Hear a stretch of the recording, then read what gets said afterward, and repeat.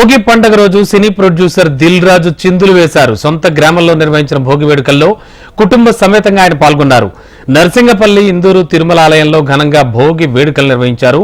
ఈ వేడుకలకు ముఖ్య అతిథిగా దిల్ రాజు హాజరయ్యారు.